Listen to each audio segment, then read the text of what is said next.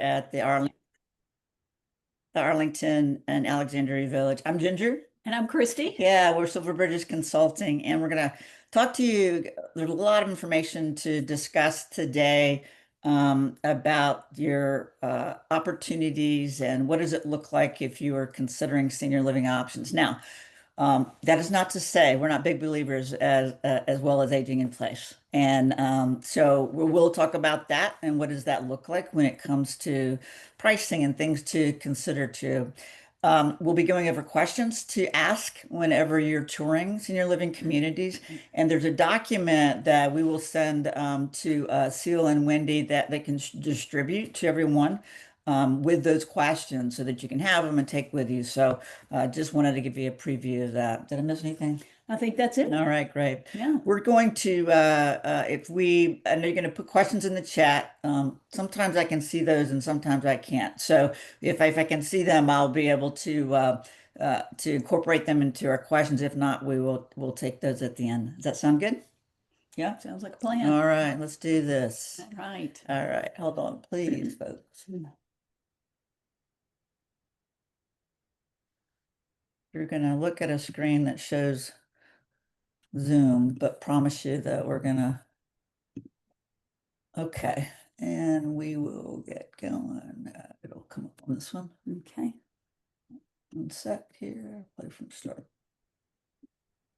Okay, everyone should be able to see now. It says Silver Bridges. Is that correct? Your expert senior guide? No? No. Oh, sorry. Here we go. Try that. How about that? Yep. Good. Okay, great. Although you want to just look at what I'm seeing, all of it. I'm seeing your slides on the bottom and a little slides to the right. Okay, let me do this. You want to do slideshow or something like that? Yep, I'm going to do it again. Do you see the entire slide? Yeah, now it's the full screen. Awesome. Thank you. Okay, here we go. Yes. All right. So as Ginger said, we're so glad that you all are here and really appreciate you learning about this information and helping yourself better understand it, because the most important thing for folks is to have a plan, whether you plan to age in place at home, whether you plan to move to a senior living community. The most important thing is really to have a plan. So our hope today is to give you some information to help guide your thought process and eventually your decisions. Great. All right. So just real quick, a little bit about who we are. So been in senior living for over 20 years. So lots of experience in this industry, lots of experience in this actual market. We have a really deep understanding. Ginger and I have both been caregivers for our parents. Ginger actually moved her mom into a memory care community. So we understand the gravity of this decision. We understand how emotional for many people this decision can be if you're looking for a loved one. So we bring that to the table as well. We are really a concierge consulting firm. Our goal is to educate and empower our clients with all of the information that they need so they can make the best decision either for themselves or for a loved one. We spend about 45 hours with everybody that we help, so we're very hands-on, very high touch, and working with folks not only from evaluating senior living communities and identifying the best option, but also really through that transition. Because the first decision is, if you are going to move, where are you going to move?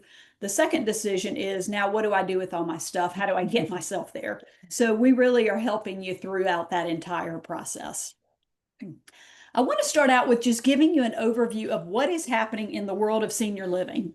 So as of today, there are about 30,600 senior living communities across the U.S. That number is continuing to increase. If you live, being that you all do live here in the DMV, if you've been driving around any at all, I'm sure you've seen new communities. Feels like they're popping up on every corner. Now, by the year 2030, 1 in 6 adults are going to be over the age of 60. And another interesting statistic is that beginning the end of this year, 2025, and going through the end of 2027, there are going to be 12,000 people a day turning 65 or older. So we really are seeing this big shift with what's happening with the population. Now, by 2034, older adults are going to outnumber those folks that are 18 and under for the first time ever in U.S. history. So what we're seeing here is not just what's happening in the United States. This is actually happening across the globe. in this area where we are, so we live in Northwest DC, and if you put a pin in where we are and you drew a circle around us that was 30 miles in diameter, there are over 100 senior living communities that fall within that catchment area. So we always tell folks the good news is that you have a lot of choices and a lot of options. And the bad news is you have a lot of choices and a lot of options. So sometimes that can make this decision more confusing and more complex, trying to understand what makes the communities different and what really might be the best options for you. Now, the types of senior living options we're going to talk about today. So when you're thinking about whether you want to move into a community or not, there are really two distinct options that you can consider. One is what are called life plan communities. Those you may have heard referred to as CCRCs, or continuing care retirement communities. Within those communities, you're going to have independent living, you're going to have assisted living, memory care, and skilled nursing. Those are all going to be on that one campus. Typically, they're housed in different buildings, but they're all going to be within that one campus. These are also the largest of the senior living options. So they are really catering to folks that are 62 plus living at these communities. And typically you could have anywhere between about 450 residents up to about 2,500 that live at these communities. So that's one option we're going to talk about. The second option, which people don't seem to be as familiar with, which are equally provide as great care, are as nice, very similar, but just a different, some differences which we're going to go through, are what are called rental communities. Now, the difference with rental communities is they can be configured a little bit differently. You can have a rental community that offers independent living, assisted living, and memory care. You may have a rental community that only offers assisted living and memory care. There are some standalone memory care communities in this market as well, where that is all they do is support folks with memory impairment. And then there's another option under that rental model that are called group homes. And these are smaller residential homes. If you were driving through a neighborhood, you probably wouldn't even recognize them because they totally blend in with the neighborhood. By state, they are licensed to be able to have a total of 8 residents that live there. So they're much smaller, much more intimate setting, but can be a really great fit for people who need assisted living or memory support. And then the last option we're going to talk about is skilled nursing and long-term care. And we'll go through a little bit about what makes that unique and different and when that would be utilized. All right, let's start out here with the life plan communities, or CCRC. So that word is interchangeable, those two terms. The old term is CCRC, the newer term is life plan communities. So as I mentioned, these are a campus model on multiple acres with independent living, assisted living, memory care, and skilled nursing. You do have to be 62 years or older to qualify to live there. They have many, many different types of apartment styles. So if you were looking for a 1-bedroom, if you were looking for a 2-bedroom, sometimes even 3 bedrooms, with dens, with balconies, with patios, lots of options. Square footage can range from about 800 square feet to about 2,600 square feet, so they can be very large.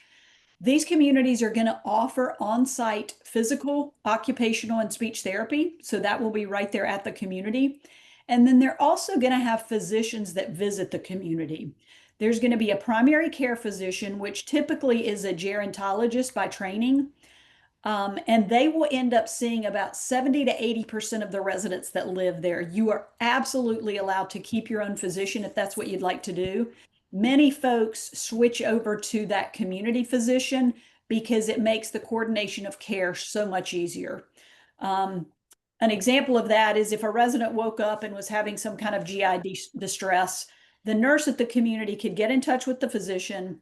They could call in an order for something, get the prescription delivered there to the community, and get the person started on that quickly, versus you having to make an appointment with your doctor, go out and see your doctor, go to CVS and get the prescription, and then come back to the community.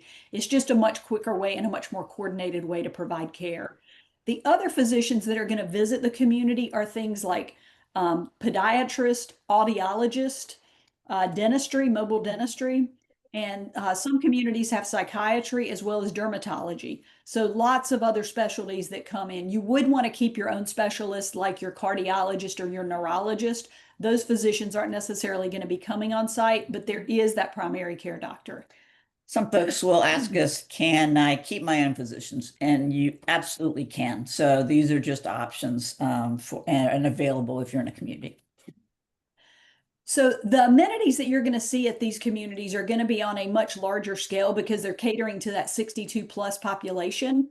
So you're going to see things like indoor and outdoor swimming pools, pickleball courts, bocce ball, woodworking shops. Some have pottery studios. So lots of different types of activities going on. They're going to be, when you look at the activities calendar, they're going to be a minimum of 5 to 8 activities a day that are going on. So the good news is you can be as busy as you want to. You are not required to participate in anything, but it is readily available should you want to. They also are going to have a number of clubs.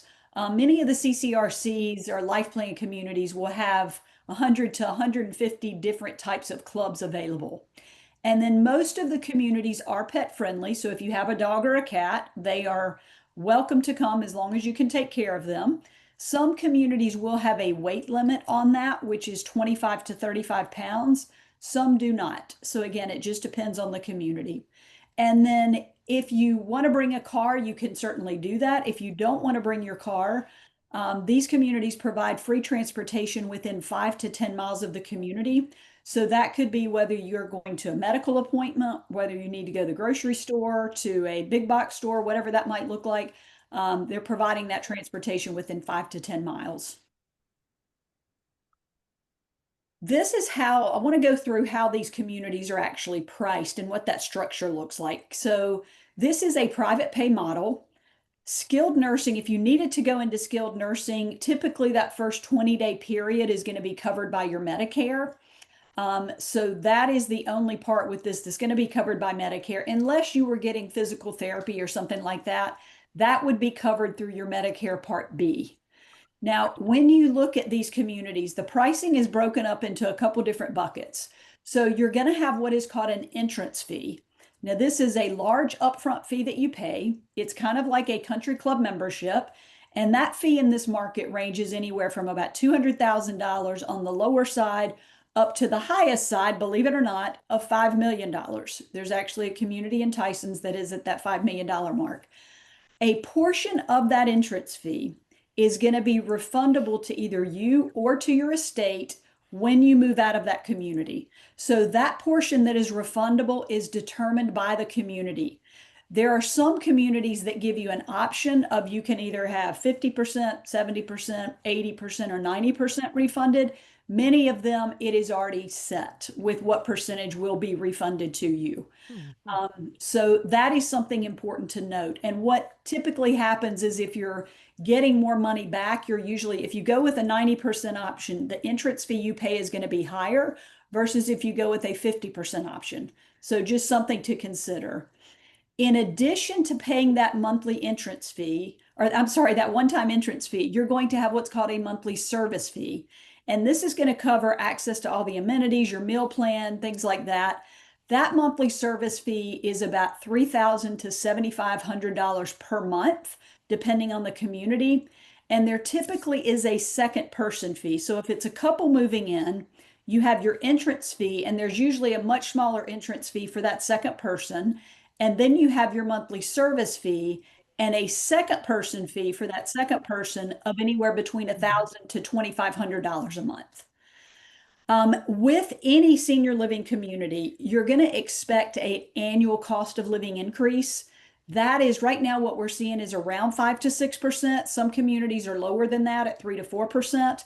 We haven't seen any yet that are higher than this. We certainly did during COVID. We saw communities that were 12 to 15% during COVID, but thank goodness that has come down and we have not seen that return and hopefully won't see that return. Now, the other interesting part about these life plan communities is they have different contract types. So there are about 4 or 5 different contract types. The contract type is determined by the community.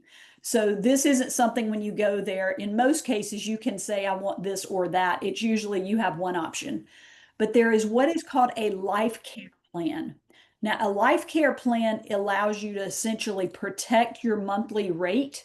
So it is, you have to qualify both financially and physically to often move into a life plan community.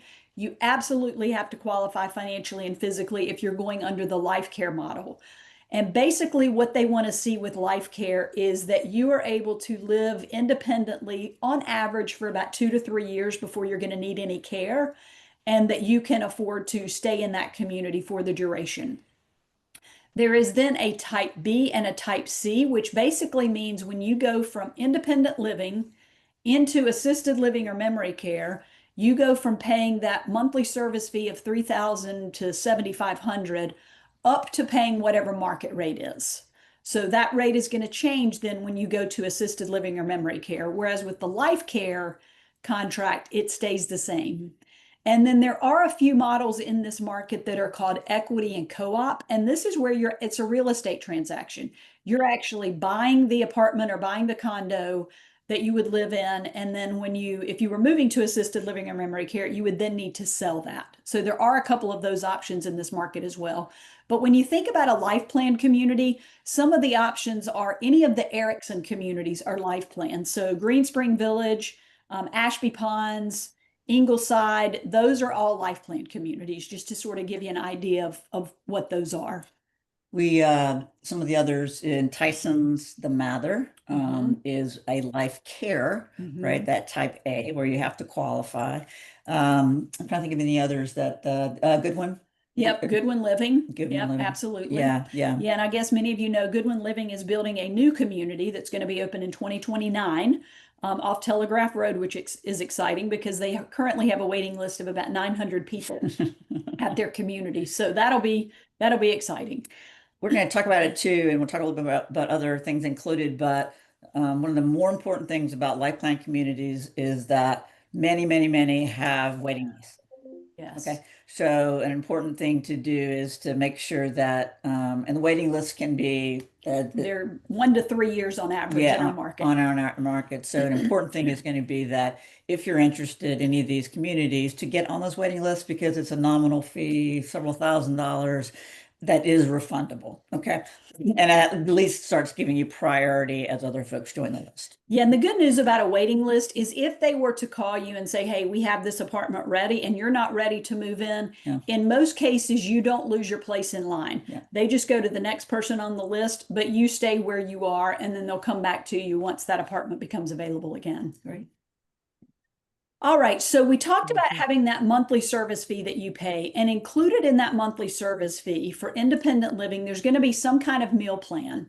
Now, that meal plan usually is about 20 to 30 meals per month is how that equates. Some communities use a point system, some have a declining balance. It just depends on the community, but it's on average about 20 to 30 meals per month.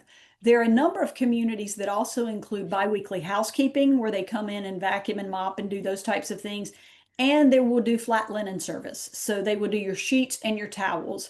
And that is not across the board. It is dependent upon community, but there are a number that offer that. And then if you had to move to assisted living or memory care, this is going to be true of any senior living community you would move into across the United States. They are required by law to provide 3 meals a day, weekly housekeeping, daily housekeeping, where they come in, they take out the trash, they make up your bed. They're going to do laundry at least once a week, but if you want it done more frequently, you can often pay a fee to have that done. And then it also includes access to all your activities, as well as access to that scheduled transportation. So that is true across any assisted living or memory care community in the country. Now, I want to just share with you briefly about how these communities are regulated. So if you think about, let's start with skilled nursing. Skilled nursing is regulated by Medicare.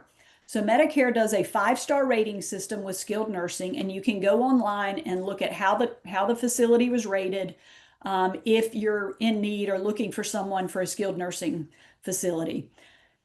The senior living world is regulated by state. So regulations are different by state, and who regulates the communities by state varies.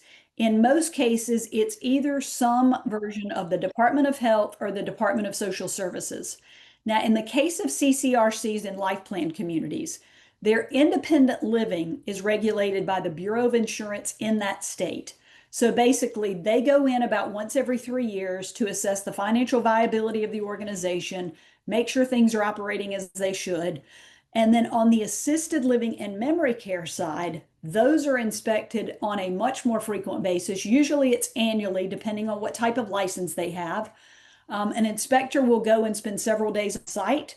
They will go through everything. They will look at how care is being delivered to the residents. They will look at incident reports that have happened. They'll look at staff training and how the staff's being trained. They'll go through and look at the dining program and the quality of food. They are then able to give that community what are called deficiencies. So if that community is doing anything outside of state regulations, they can receive a deficiency for that. This is all public knowledge. The hard part is, number one, to find it.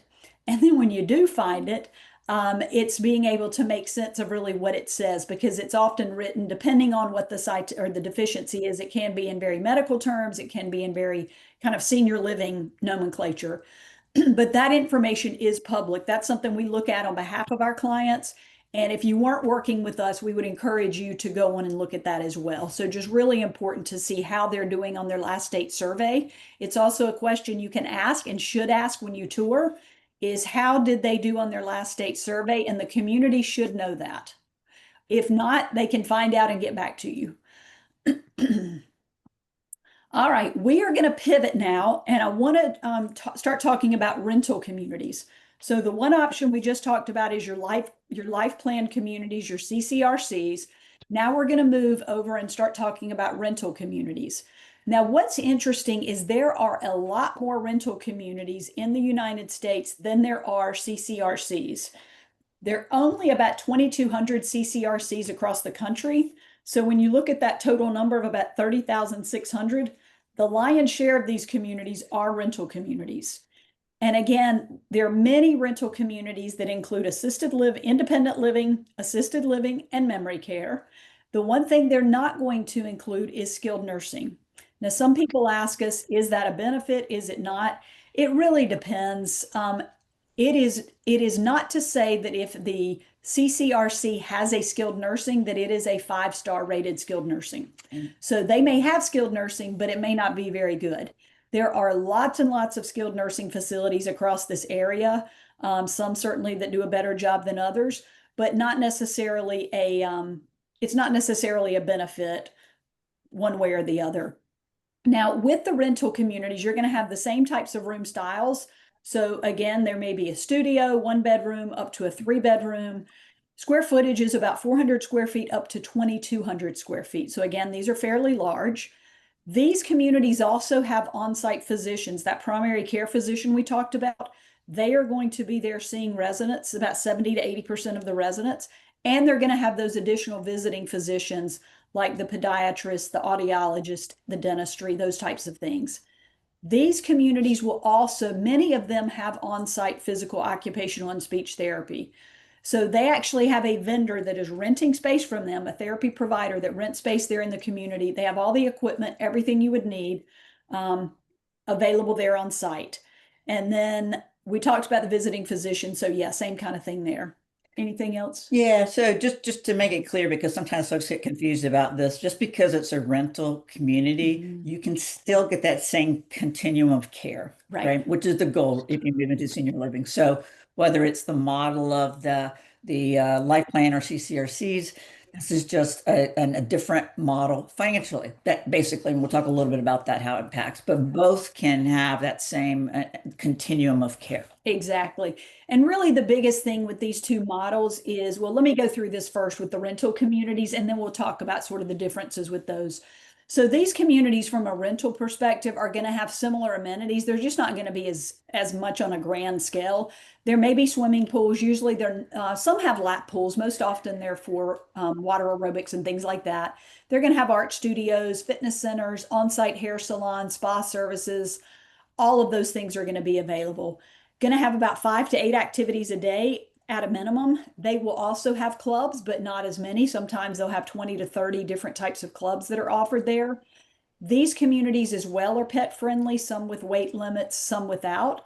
And then they are also going to provide the free transportation within 5 to 10 miles of the community. Now, the pricing structure here is quite different from what we just talked about with the CCRCs. So this model is also private pay. Instead of having that big entrance fee we talked about, which was 200,000 up to 5 million, these communities have a one-time community fee, which is substantially less. This money, it's a non-refundable fee, and it's typically used by the community when someone moves out of that apartment. They use that money to put in new carpet, new appliances, new paint, fix any dings in walls, anything that needs to be done to get that apartment ready to sell again. That fee is anywhere between $3,000 to about $80,000. 80,000 is the highest that we've seen in this market. The average tends to be around 10 to 15. Room rates are going to vary by apartment size. So just like if you were moving into an apartment, if you got a studio, it's going to be less expensive than a 2-bedroom. Same holds true in senior living. That monthly rate that you have is going to be anywhere between $4,000 a month to $12,000 a month. So again, that's dependent on apartment size and location as well as view. So if you have a great view, you have a great balcony, it's probably going to be more expensive than a room at the end of the hallway that's looking at another building. There is typically going to be, if it's a couple, there will still be that second person fee, which is going to be monthly anywhere between $1,000 to $2,500. This community as well is the rentals are going to be a 5 to 6% annual cost of living increase. So that's going to be the same. And then with regard to assisted living and memory care, this is true whether you're moving into a CCRC or whether you're moving into a rental community. Unless you have that life care contract, unless it's a life care community, you start paying for care services when you need those through assisted living or memory care. And when I say care services, what that means is basically support with your activities of daily living. The acronym for that is ADL. And essentially that includes bathing, dressing, grooming, toileting, and meals. So those are the things that are included in that. And with care, the way this works is a nurse at these communities will do an assessment if someone is in need of assisted living or memory care. That assessment by the nurse at the community determines how much care they're going to need and how much they're going to be paying for that. They then do a reassessment after that first 30 days because sometimes people come in and aren't doing as well because they may be coming out of a hospital and then they start to improve. They do a reassessment after that 30-day period. And then any other time there's a change in condition, they will do that reassessment. So you're going to be paying for your care level. And then sometimes there is an additional fee for medication management. Now, in independent living, by definition, you're going to be managing your own medications. Sometimes in assisted living, people can still do that. Sometimes they need to be on a medication management program. The distinction is if you're able to answer questions in the assessment with that nurse, like what medication do I take? How often do I take it? Why do I take it? What condition do I take it for? And what happens if I miss a dose? If you can answer those questions, you can administer your own medications in assisted living. If you can't, then you go on the medication management program. So it's determined, the pricing is determined by the number of prescriptions you take and the types of medications that you take. And then last but not least, for folks that are incontinent, many communities have a continence management program as well to support folks with incontinent needs. All right, included on that base fee for a rental community, that monthly fee, there is also a meal plan for independent living, which is going to be about 1 to 2 meals a day. They do include housekeeping and linen service at many communities on a biweekly basis. And then, as we talked about before, assisted living and memory care are always going to include 3 meals a day, daily housekeeping, weekly house cleaning, laundry, trash removal activities, and transportation. Many communities, one thing to make you aware of, if you are a caregiver for somebody, it is a very difficult, demanding, draining job. And sometimes the caregiver just needs a break. Many of these rental communities offer something called a respite stay. It's a short-term stay. Some communities will do this for 2 weeks. Many, it's a minimum of 30 days, a maximum of 60 days. But what happens is it allows your loved one to be cared for, well cared for, while you as the caregiver get some much needed rest and recovery so that you are more equipped to be able to provide the care that they need. So that is an option. Many people too will use that respite stay as a chance to just go move into a community and kick the tires and see if this is a community where they would like to live. So you can do that, move in for 30 days, experience the food, the activities, get to know some of the residents, and then decide at the end of that 30 days if you want to stay there and become a full-time resident or not. So that is as well, that's also an option with respite stays. Now, some examples of rental communities, just to be familiar with them. In this market, in Alexandria, you have the Landing, which is assisted living, memory care, and some independent as well, building a new community there, which is all independent living, opening next spring, called the Riviera. In Brightview communities, there's some in Alexandria, some brand new communities that are opening up. Benchmark, some folks who are familiar with Sunrise, which is across the country. Yeah, all those are, Raven. yeah, Yeah. all those are your rental communities. So lots more of those options than there are CCRCs. The rental communities will sometimes have a waiting list, but not like the CCRCs do. So CCRC waiting list is 1 to 3 years, and as Ginger mentioned, if you want to move into one of those, really important to go in and get on that waiting list.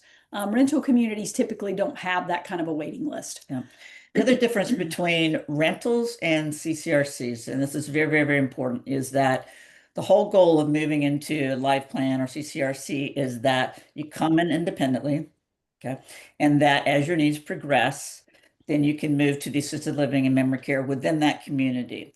With and this is really an exception, sometimes these type of communities will have availability to allow folks who don't come in through independent and living to come in at assisted living memory care. That is an exception, okay? With a rental community, you can come in independent, you can come in at assisted living, you could come in directly like I did with my mom in memory care, okay? So just, I know we're throwing a lot of information at you, but there are some of those differentiations as well. And really the biggest question with these is, quite honestly, what do you want to do with your money? Yeah. Do you want to give your money to the CCRC so that they can invest it, and then you would get a portion of that back when you move out? Or do you want to keep your money and invest it as you see fit, and then have that much smaller community fee and your monthly? So that really is, we always refer people back to their certified financial planner, because they are really your best resource at modeling out for you and understanding your whole financial picture,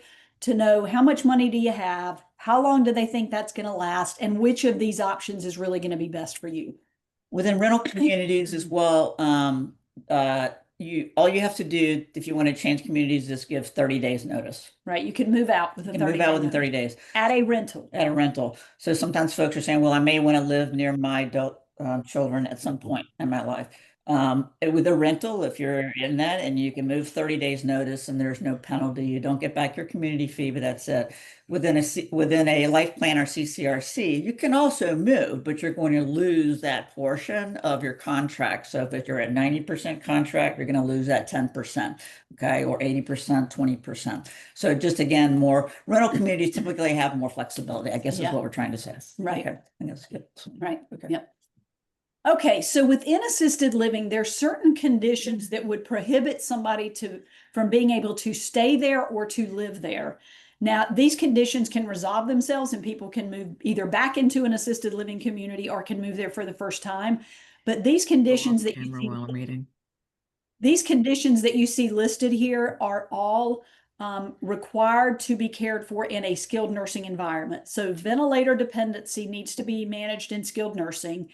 If a potential resident has a skin wound that's a stage 3 or stage 4, that needs to be handled in skilled nursing. Skin wounds are staged 1, 2, 3, and 4. 3 and 4 are the more severe. 1 and 2 are the more mild. 1 and 2 can be handled in assisted living. Anybody on IVs or getting injections directly into the vein and not subcutaneously would need to be handled in skilled nursing. And then if someone is on a feeding tube, that needs to be managed in a skilled nursing setting. But again, somebody could develop a skin wound, go to skilled nursing, get that handled, move back to the assisted living setting. Yeah, so basically within assisted living, no matter where, unless you have these prohibitive conditions, You can be there throughout the end of your life. And in my Yeah. mom's case, all the way through hospice, right? So she never had to move, which is wonderful. Yeah, and assisted living can take care of and memory care can take care of a very high level of need. Yeah. So someone who is, in the bed, needs to be fed, needs a two-person transfer. They need two people to move them from their bed to a Yeah. chair. That can all be done in many assisted living communities. Not all do that two-person transfer. So another important question you're going to see on this list we're going to send you is what may happen that would cause me to have to move out of this community? Yeah. So what you don't want to have happen is you move into a community and then for some reason you need two people to help move you from a chair to a bed, and the community says we can't do that. You're going to have to hire private pay. You're going to have to move somewhere else. So make sure up front that they can handle that. All right. All right, we're going to talk briefly here about memory care because there are a lot of misconceptions around this. Just because someone has a diagnosis of mild cognitive impairment or dementia does not mean they need to live in a memory care setting. There are lots and lots of folks living in assisted living that are pleasantly confused. So they do very well in assisted living. They don't need a memory care setting. Memory care is specifically designed for those folks who are exhibiting certain behaviors. It is a secure setting, meaning that there is a keypad to enter and exit. You do have to have the signature of a physician to sign off to say this is an appropriate setting for this person. Typically, people will move into these communities when or move into memory care when a couple things are going on. One is they are doing what is called exit seeking, meaning they are trying to leave the community and could risk putting themselves in harm's way if they got out, especially onto a busy street. Another reason people move into a memory care community is if they're exhibiting behaviors, and it's usually a repetitive behavior of them doing something, either a vocalization or a constant tapping on something that needs staff direction. So staff redirection. So that would be another reason. The third reason is sometimes folks will be in assisted living and they'll be doing fine. And then as time progresses and their disease progresses, they really can't keep up with what's going on and they start to withdraw more and just aren't as involved. Sometimes they can do much better in that memory care setting. So those are really the three reasons people move into a memory care environment. There are some programs that are called bridge programs at certain communities. Now, these aren't at very many communities, unfortunately, but they are great for people who have that early to moderate stage dementia. They're very programmatically based. They really help to delay the decline of the disease. Ginger's mom was actually in one of these programs, and you want to just talk briefly about Yeah, what you did? so my dad was taking care of he was a caregiver for my mom for many years, and she had early stage dementia. Mhm. As a caregiver, it can take a very big toll. In fact, caregivers 40% of the 40%. time pass away before the ones that their loved ones that they're caring for, just statistically speaking. He fell, often happens, did not recover, and so was left with moving mom, needing to move mom. We were in about 4 hours away. They were to here locally to be near mom. I will tell you this is that when my mother went from being at-home care to a memory care environment, it was like watching water poured on a wilting flower. She just came alive. And, there's a lot of reasons for that. One, it was that consistent medication management and certainly the nutrition, et cetera. But a big piece of it was socialization, activities, things that were super, super important to folks with early stage memory loss. And these types of activities and programs can help the disease slow the decline. Okay. They're not going Mhm. to necessarily improve, although we, in my mom's case, saw an improvement for a time period, but it slowed the decline. So those types of programs were, in my case, super important for my mom, and we just saw an incredible difference.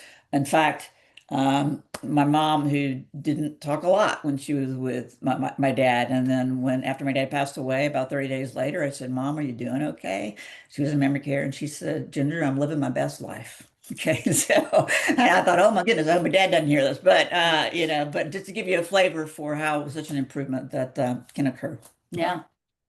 Okay, now I want to pause a second because this is a really, really important thing that we want to convey to folks is that In some cases, especially in your older communities, they will invest, whether it's a life plan community or whether it's a rental community. In the older ones, a big investment will be made in independent living. It's going to Yeah. look beautiful, activities, it's just big, going to be fit for you moving from your home to independent living. That's also where the majority of the residents live in Yes. independent living. That's the biggest portion of residents. Yeah. But when you move potentially to assisted living or memory care, it looks more institutional, more like, I'll give you an example. A mile from my home, there's a fantastic assisted living community that's part of Sibley Hospital and John Hopkins. I mean, it's really, really fantastic assisted living in terms of look and feel. When I toured the memory care, it was in the basement. I'm not making a judgment on care. I'm just telling you from a physical stance, it was in the basement of the community. It looked more like a hospital. So the point that we're trying to make is that when you are touring communities, really, really important for you to not only tour assisted independent living where you are today, but also take a look at assisted living because that's where you could be in the future, right? If you get a chance, and this is sometimes it'll depend on what's available, take a look at memory care if that's potentially something that you have concerned about. Okay. So you can get a feel, what does that really look like? Sometimes it'll be different salespeople that you're going to have to talk to about that. But make sure you book and plan on touring all those parts of the community. When we're working with clients, part of the things that we really focus on is ensuring that no matter where you are in the continuum of care, no matter where you are as it relates to those neighborhoods, we call that within communities, it still feels like home. It looks like the same thing in independent living. It feels like not only is the care exceptional, but the physical facilities, if you will, are the same look and feel. So just some advice there. Yeah, very important. Yeah. Okay, real quickly with skilled nursing. So essentially in a skilled nursing setting, there are two types of care that are provided, and many skilled nursings have a certain number of beds that are dedicated to short-term care and then a certain number of beds dedicated to long-term care. So short-term services are for those folks that have come out of the hospital, they had surgery, they knee replacement, hip replacement, or some kind of illness or injury, and they need more time to recover before they can really get back to where they were. Then there are what are called long-term beds, and those are beds dedicated to folks who have those more comprehensive chronic health needs that need that ongoing skilled nursing care in order to be able to live. So two types of options within skilled nursing. Medicare is typically going to cover about the first 20 days of a skilled nursing stay. And then dependent upon what happens and with your insurance, excuse me, it can be more, can be no more coverage, and then private pay. And the average cost, just when you're looking at the skilled nursing setting, a private pay bed in this market, if you were paying out of pocket, is about $8,500 per month, semi-private. A private room is about $10,000 per month if you were having to pay out of pocket. So just to give you an idea of what those costs look like. All right. Before we get into funding real quick, I want to address some of the questions that you guys had and apologize I didn't do that earlier. Okay. What type of community is Vincent Hall? It is a life plan community, a CCRC. Yep. They do have I was just over there, as a matter of fact, they have about a 1 to 3 year waiting list in independent living, just so you know. Okay. So yeah, and it was a military community, so still has a very much of a military feel. So for folks that were in the military, that could potentially be a good fit. We talked about life plan communities and how they cater to folks that are 62 plus. What's the average age? So average age, if you're looking at, and this is kind of across the board, independent living, average age is about 78 to 80 in independent living, whether it's rental or CCRC. Now, if a community has been more established, so a community that's been around for 20 years, what has happened is residents moved in when they were younger, they've aged in place, so the average age of those residents goes up. So there's a community, one in Virginia, one in Maryland, the average age in independent living is more like 84 to 87. So it just depends on the age of the community as well. So older communities, there's going to be typically an older average. In assisted living, the average age is typically between 84 and 87 for an assisted living community. Great. Our environment. Waiting lists. Yes, the question is about when it comes to life plan communities and waiting lists. Absolutely. There's a general waiting list, and certainly it can be dependent upon the unit you want. So example, many people come from their homes and they want 2 bedrooms and larger spaces. Those are much longer waiting lists. Those are in very high demand. If you are accepting of being, if you want one particular apartment with one particular view and this amount of space, you can, the more specific that you are typically, again, we're giving you typically, the longer the waiting list. If you are, if you're open to whatever becomes available, typically, okay, that's going to help improve your chances for that. So yes, it's a waiting list is going to be less for one bedrooms than for two bedrooms. Chesterbrook. Yeah, Chesterbrook has about a 4 to 5 year waiting list. So very, very long. So it is a CCRC. So if you want to be at that community, really important to get on that waiting list. It was a really good question about deficiencies, and the comment was that sometimes a community will change its name so that their history is a little harder for a consumer to find. So when you're doing your own research, you have a comment about that? Yeah, so what happens typically in senior living is there's usually an ownership group that owns the community. There's then a management company that manages the business. Sometimes that management company will change. That is something that we keep our eye on because we know who the great operators are and we know who the operators are that maybe aren't as great. But it's something you have to dig in your research to be able to uncover that. But unfortunately, it's not something that's easily public knowledge. Yeah. And I have seen that name change concept happen in other markets, not necessarily in this market. But I will tell you that even when there's a name change or difference in management contracts, typically the agency that's overseeing that does have to do another inspection, right? And they're looking at all these things. So just super important. We pay a lot of attention to this because even great communities with great reputations in this market, and we're not going to be specific, may have had wonderful few inspected citations, and then all of a sudden there are changes and there are a lot. Okay, some pretty specific situations where you would want to pay attention to. So make sure that you're looking at this information. Let's see if there's anything else. Great. We're going to talk about how to fund, and this will help get to some of these these things questions. All right. So funding senior living. Folks can sell a home. If you're going moving to a life plan communities, oftentimes you have to do that.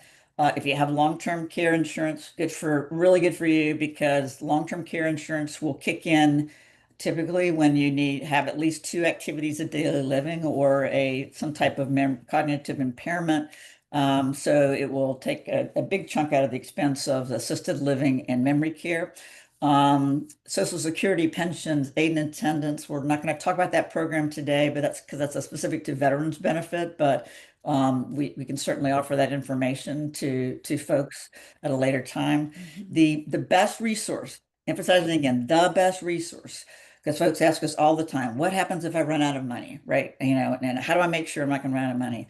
Have a great financial planner. If you don't have one, reach out to us because we know a lot of them. And they're the ones who can model your money and say, okay, this is what you can afford in a life plan communities. This is what you can afford in rental communities.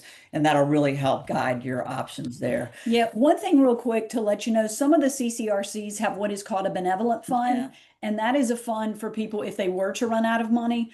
But I will tell you, we have a very a dear friend who works has worked in that market for over 15 years. Okay. And we asked her how many times does that fund actually get used? And she said, I could probably count it on one hand. So they do such a good job financially qualifying folks that they're trying to avoid having to go to that fund. But it is something that some communities have available. So if that's something you're interested in, it's a good question to ask. Yeah. Lower cost options in markets. There are communities that are being built or have been built are often required to have so many of their apartments, okay, available for folks who need auxiliary grants, right, or are lower income and need to have supplemental support. There is no list that says these are the communities and this is how many apartments I have. So if that is you, that when you're calling communities or talking to communities, you want to ask, do you have any apartments available that are for auxiliary grant beds or available for lower income? Okay. There are moderate and low income senior housing communities, one in the market. Fairfax. Fairfax. Really, yeah, really charming little community. Yep. And then adult day centers. I'm on the board for Insight Memory Care. Can't say enough about this organization, which supports Fairfax County. This is a day program for folks with memory impairment, very low cost way that if you are a caregiver for someone who has memory impairment, that you can then have a place that is well staffed and programmed, et cetera, that they can go to during the day while they're taken care of, and then you'll have some time for yourself, right? So professionally staffed, setting model, really great program. There are others, okay, in multiple markets, but just wanted to leave that with you there. What if you want to age in place? Okay, here's what you need to think about. If you want companion care, i.e., I need someone to help me with these activities of daily living, or to go to the grocery store, or to, if certainly the village and all the wonderful things the village has, okay, because we're big proponents of the village and how they can support you. But if you needed to have a significant amount of in-home support, here's what you need to think about. The requirement in working with an agency that has the companion care is usually a minimum of 4-hour shifts, 2 to 3 days a week, average price between $35 and $38 an hour. This is not a nurse. This is a companion care. So you want to sort of look at the financials. We've done this before. If you were strictly thinking about financially, what's the best option? Usually when you exceed 20 hours or more per week, you're really looking at a community that's a better option for you in terms of the care that's provided. If you needed a nurse to come to you for those things that we've talked about, and that's $80 to $90 an hour. Okay, so I wanted to leave you there. We can go over a few minutes. Do we want to hard stop it at the top of the hour? You can go over. Okay, all right. So want to get you guys, we're gonna send you this information when it comes to questions that you should ask, okay, when touring communities. Now, I'm not gonna go through all of these, but we'll hit some of them and know you're gonna get a printout. All right. So I'm gonna hit the highlights of the ones that we're gonna just review together. One that's really, really important is the second one listed here is the tenure and experience of the staff, specifically, and certainly retention of staff.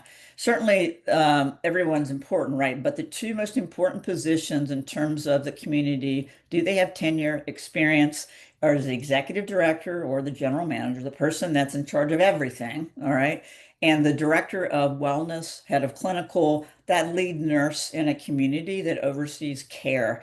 If you don't have folks in those roles that don't have the experience or the tenure, et cetera, then you're going to have a community that's always putting out fire drills. Okay. And what you want is a community that's well run, that where staff is going to staff their investment that's made in staff, right? No matter what role. There's some communities that have fantastic programs for their staff that are able to for advancement, et cetera. You want folks that have been there. And this is a very competitive market. Okay. So when you're thinking about care, and folks that are providing care, the number that you have and the fact that they're there a longer length of time is certainly going to be better.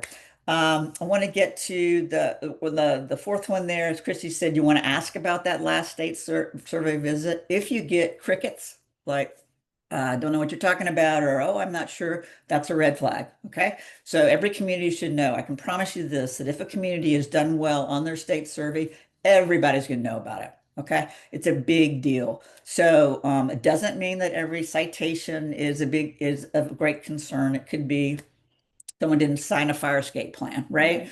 But it could be significant, all right? So you want to ask about that.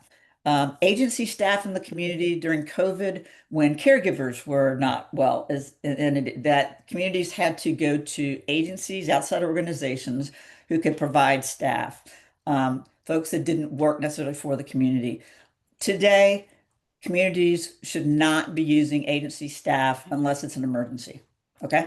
You were on a tour the other day and with a community that had an okay reputation, and the answer when you asked this was they had 20% agency staff, and she blamed it still on COVID. Okay. And no other communities are still having that problem. So that again is a big red flag. It's a big red flag, right? So you want to ask, do you have agency staff working in the community? What you want to hear is no, they're all employees of the community.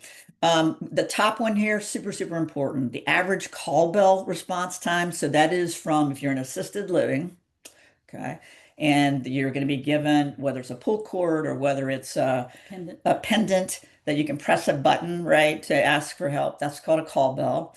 What is the response time? So communities monitor this, and they should be monitoring. They monitor this daily, right? They have meetings that say, how is our call bell response time happening? Now, sometimes it's confusing because folks sometimes hit a call bell because they can't find a remote, right? That's not what we're talking about is if you are in need of medical assistance, what is the average call bell response time? The number that you're looking for, what does great look like? Let's call it that. It's 7 minutes or less. Okay. 7 minutes or less that someone has addressed the fact that you have hit that bell button. If you're getting a whole lot more time than that, that's something to pay attention to. Okay. And I promise you that communities, if you hear not quite sure, and sometimes the salesperson's not going to know, but you want to ask them to find out. Okay. We talked about activities and outings and doctors visiting and how often do they have physical therapy, occupational and speech therapy on site? Okay. Because the importance here is that when these things are offered on site, and even though they may be an outside vendor that's providing these, and usually that's the case, you're going to get a full hour, 50 minutes at least of that therapy, and you don't have to go anywhere, right? If you had what's called in-home care, so someone coming to your home now, if you've had that before for physical therapy, as an example, you get about 30 minutes, 20 minutes. Okay. So we're looking for, do they have it on site? Super, super important there. Special diets, all communities should be able to address this, whether it's kosher, whether it's low sodium, whether it's pescatarian, gluten-free. You want to be able to ask what are special diets as it relates to you and your needs, okay? And how do they manage that? That's important as well. Training, what Kristy mentioned this, what kind of training does the staff have received? Is it just when they start the community and they get training in general, or what are the ongoing types of training do they get? Okay, important when it comes to retention of staff. On-site amenities, typically hair salons and cable and phone, sometimes they're an additional expense. What are they? What are the additional expenses that are provided? In Virginia, there's a document that is required, and that is called a disclosure agreement. Some, even in Maryland and in DC, sometimes it will be provided. And this is a document that you should ask for that has a listing of things like what has been their average rate increase, who is the management company, everything that you would need to know about their financials, plus what are the extra costs, et cetera. So you want to ask for a disclosure agreement. And finally, here's the big one. A lot of folks don't know that senior living can be negotiated. And one of the things that we do on behalf of our clients is do that. We negotiate on behalf of our clients. Caveat here is that if a community has a waiting list, okay, then you're unlikely to be able to get any sort of incentives or financial incentives there. However, in many rental communities, as an example, and we know how to do this, there will often be free months or discounts off community fees or things like that. Okay. Okay. So that will provide this to you guys. I want to, I'm not going to go through all the detail about us, but I wanted to get to one thing is if you need us at all, sorry, we'll get this information to Wendy and to Seal. There were a couple questions But about how we work. Yeah, we'll get to those, but this is who we are and our phone number, our website. We'll get to real quick about, let's see, with our next age demographics, mentioned pocket expenses, Silver Bridges, how we're paid. So we are paid by you, okay? We charge a one-time flat rate of currently, and I say this because $7,500 if it's local. Usually 90% of the cases when we can negotiate, do we get at least that much money back for you plus more. That includes, it's a flat fee, includes 45 hours plus, no matter what it is. That's on average what we spend with folks. And it's end to end, everything from really getting very deep into what are your needs, preferences, budget, geography. And by the way, we work across the country with 75% of our businesses here. But if you're looking at other markets and going to other markets, we do that as well. We get really specific on what are those things that are that checklist, right, that you would be like to have in a community. plus those things we know are critical, like operational excellence as an example, investment in staff.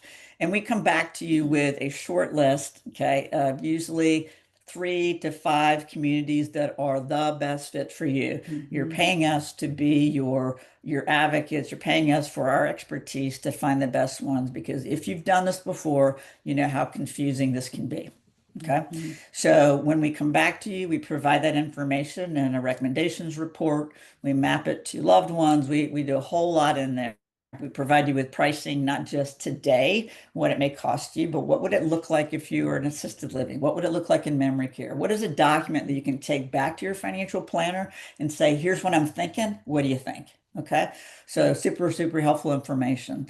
With your feedback, we take then you on tours. We set up tours. We are going with you. If you call a community, you're most likely speaking to the salesperson. Well, that's a fantastic role. But in addition to that, we are going to meet with you face to face with the general manager, executive director, with also the head of care. Those 2 most important positions we talked about, they will be at the table as well. We can hit the checklist all day long, right? And we do, of the communities that are best fit for you, but then it becomes a lot about feel. So we're also going to set up times for you to have lunch there, whether meet residents, any of the things that we think are super important, attend activities to your experience, because it becomes in about feel. We're going to do that. We're going to help negotiate on your behalf. When you decide on a community, we're going to help with providing you, here's what you should be thinking about. Who are folks we'd recommend to downsize? Who are folks that if you're looking for an attorney and legal advice, here are the elder law attorneys. You want a financial planner? Here's one to ask for. So anything else that you're going to need from an end to end, in terms of how we do that. And then, of course, everything that you need that, our goal is not only to be with you here from end to end, but also be that resource for you always. Okay. That's how we work. Now, this is Kristy's first slide. The last slide of the First slide, favorite slide. favorite slide that she did. So we're going to go through this. This is parting words of wisdom.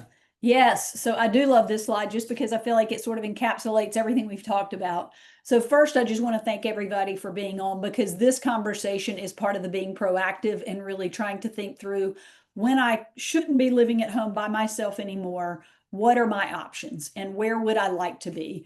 So everything is okay until it isn't, and waiting for a crisis to strike and trying to make a decision as to where you may want to move if you had to from an emergency room is a horrible place to be. So having a plan really is critical. And for whatever reason, this is one area of life we don't plan very well. We plan to have kids, we plan to get married, we plan to buy a house, but many of us don't plan for what happens when I shouldn't be living at home by myself anymore.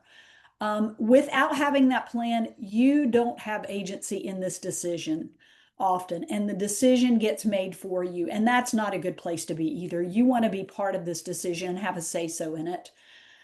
Research shows that isolation is the enemy of the brain. So I am so, so grateful that all of you are members of villages, because as Ginger said, we are huge proponents of villages, and the social connection and the interaction is just a tremendous asset and something that really can help to delay any kind of cognitive decline, that sense of living in community. As we mentioned earlier, many of these life plan communities do have a 1 to 3 year waiting list. So if you're looking at those, please make sure that you get on that waiting list. It's usually a fully refundable deposit. And the last thing we'll share with you is, and we hear this, no kidding, every single day, people say to us, wow, I wish I had done this sooner. So many people are afraid of the option of moving into a senior living community.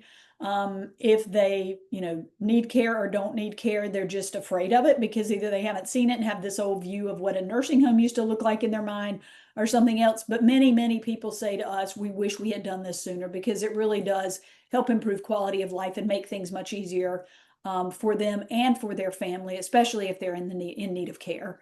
So just something we want to share with you.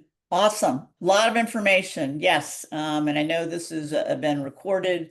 So let's see. Wendy, did I lose you? Oh, here we go. Stop sharing. So I thank you, Wendy and Seal. I don't know if there's anything else that you'd like to finish up with. As usual, although my picture was off, know that I was listening 100%. And I also appreciate, thank you, one, for the information, but also for making your slides in this recording available to us, because oftentimes the first time you hear something, Oh, yeah. you're hearing it in one ear, out the other. So Yeah. once you've listened to everything you've said, if you can then, or at least for me, I know if I can go back and listen or watch it again, I Yep. capture so much more information because I'm at a better understanding Yep. Right. of circumstances. So, very much of our appreciation for you. And I know that we'll have both of you back again because you have such expertise to share with all of us, and you're very generous in Yeah, sharing it. absolutely. Of course. Well, thank you. Seal?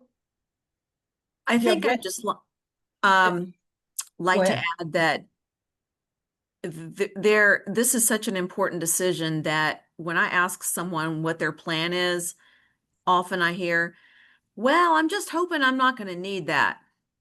That's not a plan. Hoping is a hope, but you do need to have a plan. And what used to be the reality, the current trends are changing. There used to be not much of a wait list at these places, and now the average I'm hearing is 3 years. It's smaller for rentals, for rental property, for monthlies, but for the full range of senior living, it's years long. And I know how popular this Goodwin Living new property is already.